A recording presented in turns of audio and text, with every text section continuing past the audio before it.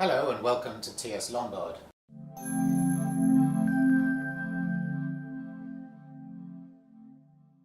We've just published a research report about Brexit, but not perhaps the kind of report you might be expecting. We don't address, let alone try to answer the question of will Brexit be a good thing or a bad thing for the UK economy in the long run. We think that such questions are unanswerable.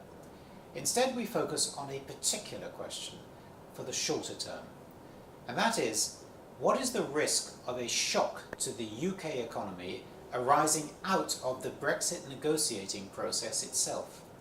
Our analysis focuses on the structure and the timing of the Brexit negotiation, and in particular on the need, as we argue, for the UK government to come up by the end of this year with a Plan B, a fallback plan, in case the desired outcome of the negotiation by the end of 2018, the Plan A, should fail.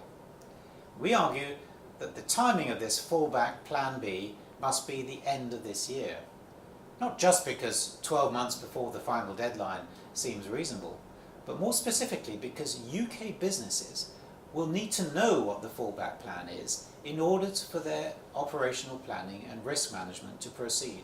This is especially true of the important financial sector.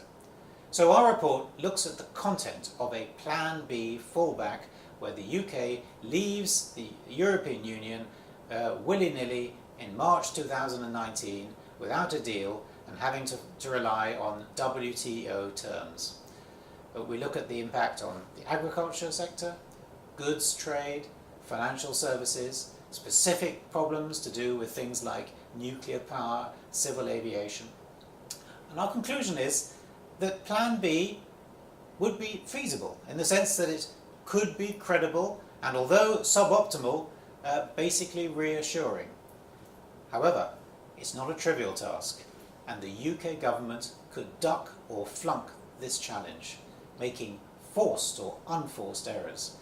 That's the risk, as we see it, and the risk that we'll be monitoring in the months to come.